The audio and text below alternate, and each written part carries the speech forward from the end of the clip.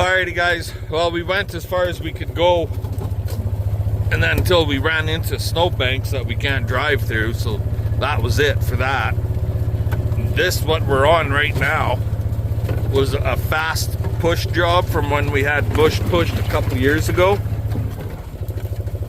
And it was just one swipe, like however wide his bucket is, 12, 14 feet, something like that.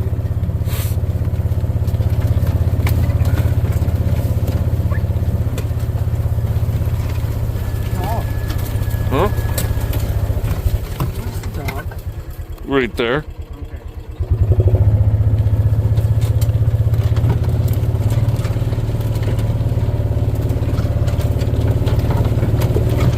Oh, there's a friggin' rock that he uprooted.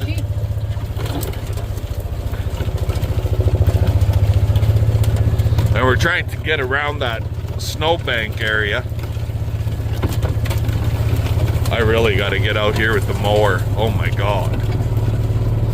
I don't know if now's the time to mow this brush down or not, but.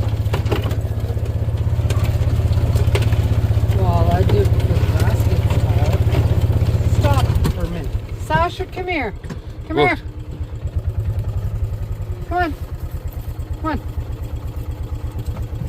You afraid I'm going to run her over? Yeah, and she's hurting herself.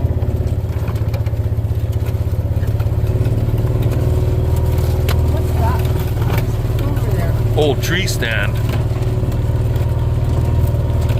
Somebody had a tree stand out here. We just found it. I know. I don't know what the ladder is.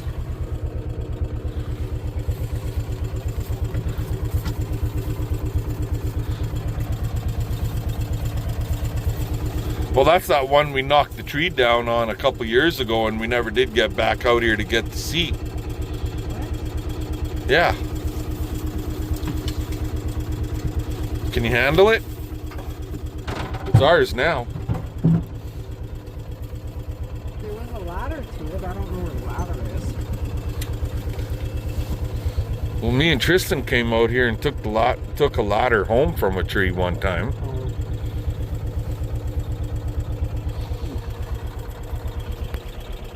But you can see this area out here, he came through here and pushed a little bit. But it needs to be mowed to get rid of these other trees, otherwise they're just going to grow up and the cows won't come in here anyway. I'm going to see if I can plow a trail through here someplace to get back to our fence line.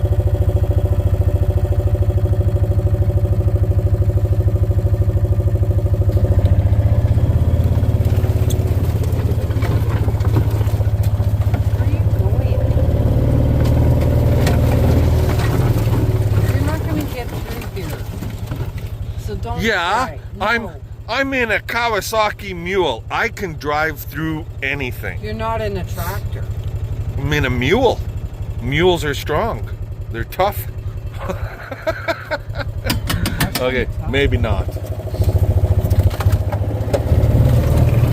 Backing up.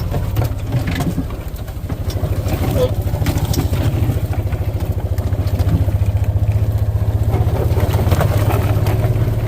Jesus. Babe, why aren't you out here with the mower? There. This is better. It's still not great, but it's better.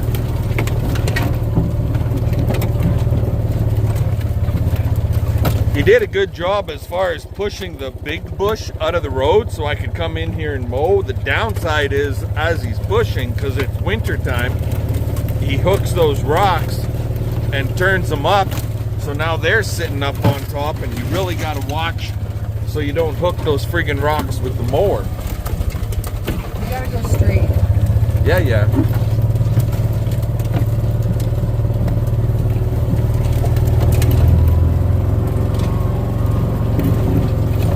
Here we go.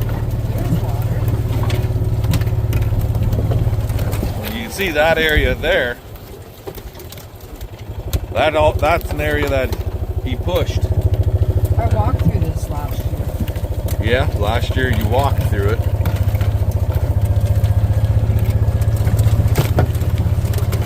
You're not driving it. I can get to the fence line through here. As long as I don't get stuck. You have 4x4, use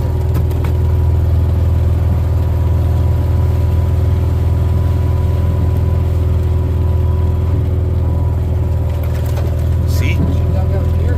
Put the dugout out here, yeah.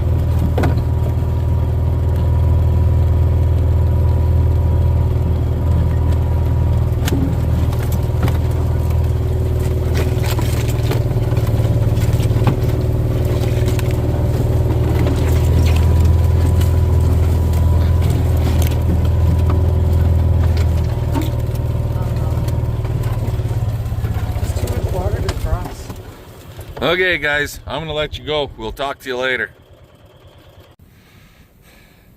A lot of trees fell this winter. Like, this is fresh.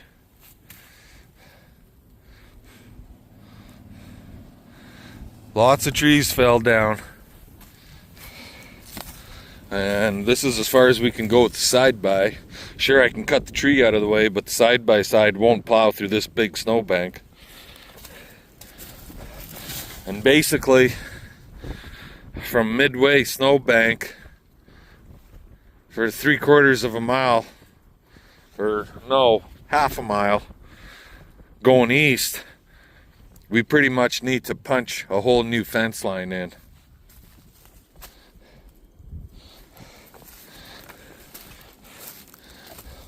Time to go back to work. Later.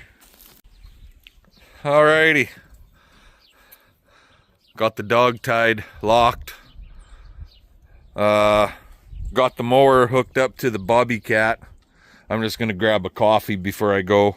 But while we were out there, I found an ancient artifact. This goes back to Ice Age days. That thing right there, you might all see it as a rock, but BP sees it as a caveman arrowhead. Yeah, because they were that big back then. You had to use those to get those big woolly mammoths and stuff. That's my story, and I'm sticking to it. LOL. I'm gonna grab my coffee. Excuse me. Have a coffee, and then I'm gonna bugger off for an hour or two before the end of the day. So we'll catch you guys later. I'll bring you back when we're in the bush. Alrighty, guys, so I'm in the bobcat here, and this is an area that we had the bush pushed. The guy went straight north here, but we got all these suckers that are growing up, and I'd like to be able to spray those out, but there's areas where they're just too big for our little tow behind sprayer that goes behind our side-by-side. So I bought this machine. This is a MS Attachments, or Mid-State Attachment, all built North Carolina. All of the hydraulic components are out of Texas. None of this is Chinese, Japanese made, and for the dollar figure, you really can't go wrong if you're buying new. So the plan here is to get a bunch of those trees, all those suckers that are anywhere from basically 6 inches to 2, 3, 4, in some cases 6 to 8 feet tall, and knock them back and clean this area up, because as they grow and they get thick, the cows won't want to go in here. So this is all part of pasture management.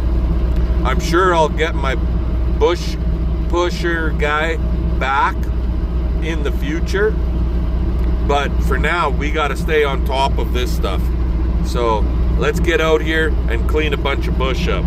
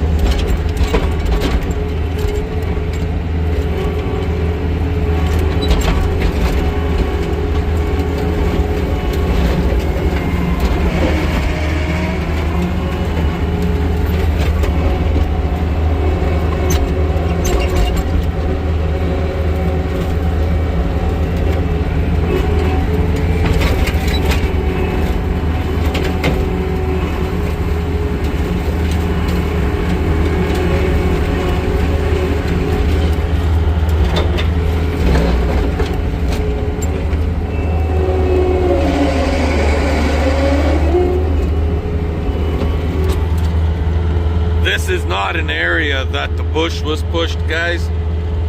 This is an area where there's a shitload of young trees that are growing up.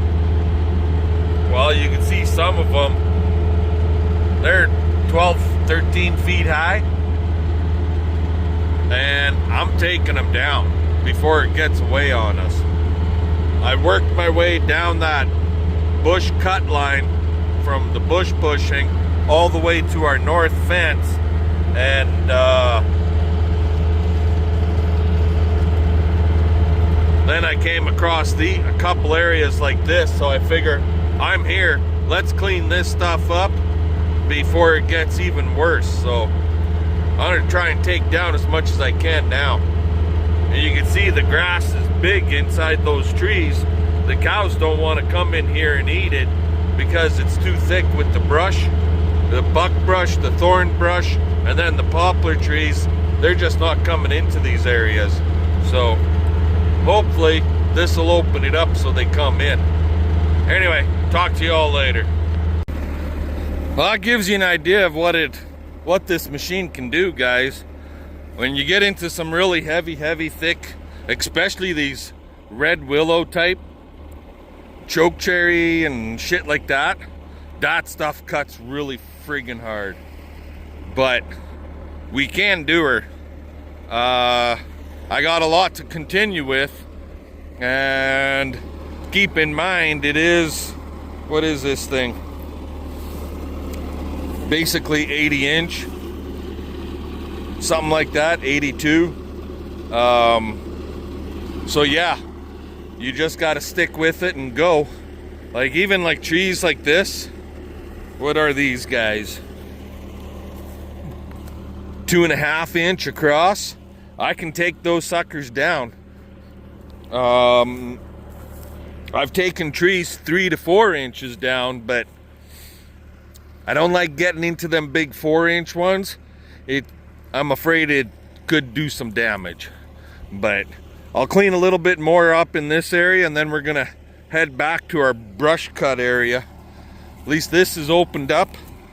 The animals could get in here. This grass should grow a lot better with it opened up. The ideal thing to do here, I think, is give it some time. Let these green trees, like these guys, dry down, and then come back, mow it again, and it'll chop it up better, is my thought.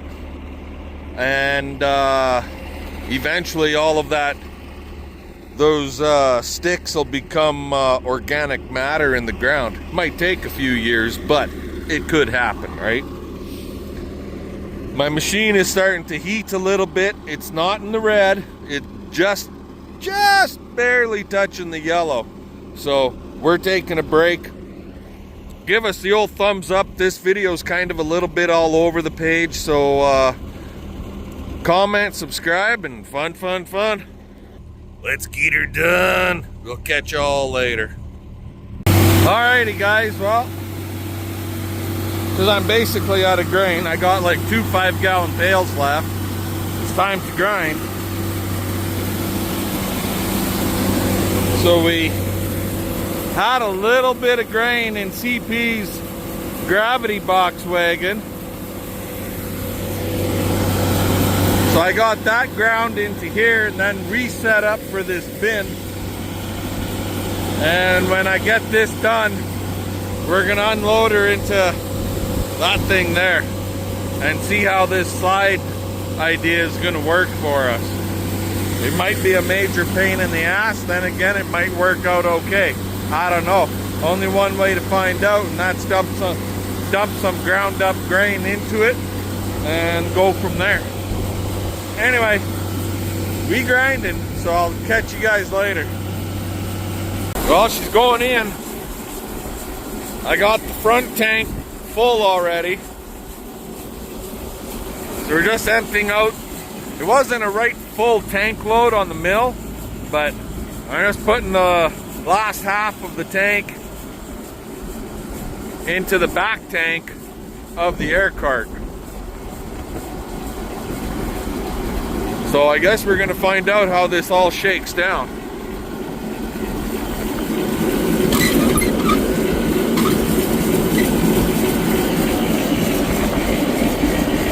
Not quite empty yet. Anyway, I'll let you guys go. We'll see you later. Well, that seems to work all right.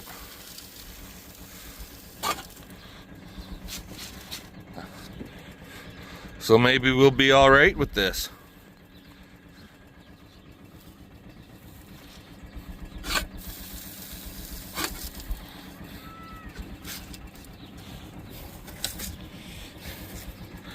Maybe.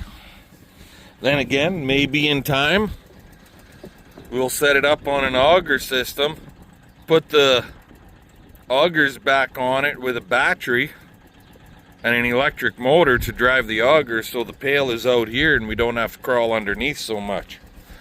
Then again, maybe not. Anyways, it is working, and that's the main thing. And with two tanks, I can have 2 different rations. We can have 1 tank for chicken feed, 1 tank for cow feed, or if we get pigs again, we could have 1 for chickens, 1 for pigs, so on and so forth.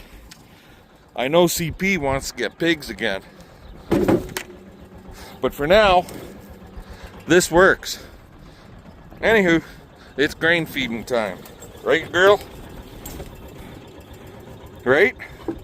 You goofy dog. Anyways, what the heck? See this? Yeah. I'm gonna let you guys go. We'll talk to y'all later.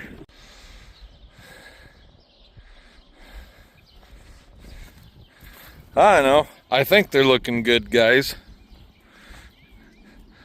A little up and down a little bit for height, but this blonde one's got a lot of filling to do.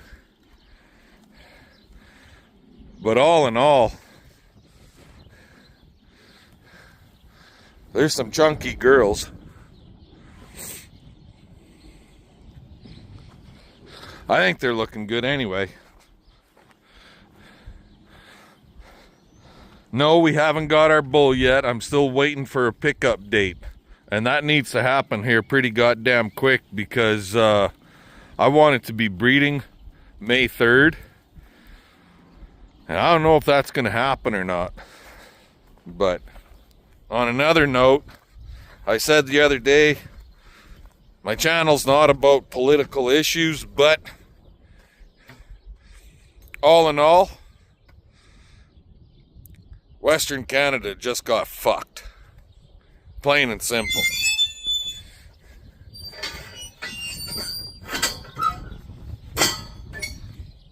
The way I look at it, you don't vote because of what is, you don't vote specifically because of current affairs. You vote because of all of the affairs that have been going on for the last 9-10 years. And in Canada, to be totally honest, when the polls close in Ontario and they start counting those votes, they're done. That election has been done and over before the polls are even closed in Western Canada. So yeah, the Liberals got in again. So I'm going to say at this point, as far as Western Canada goes, we need to go back to the polling stations and we need to vote to find out if we want to be our own Western sovereign nation or if we want to become the 51st. That's the way I look at it. So I'm sure I know for a fact, there's a hell of a lot of people, they don't want to be the 51st. But they sure wouldn't mind being our own sovereign Western independent nation. Independent of Eastern Canada. You take that Manitoba-Ontario border, and you head west. Right to the friggin' coast. I don't know if southern BC will split, but northern BC will. And I'm pretty sure the Yukon will. So we can still get all our product to port via the northern BC shores. Yeah, we'd have to do some infrastructure to get it there, but it's doable. Anywho, with that, give us the old thumbs up, comment, subscribe. Fun, fun, fun. Let's get her done. We'll catch y'all later.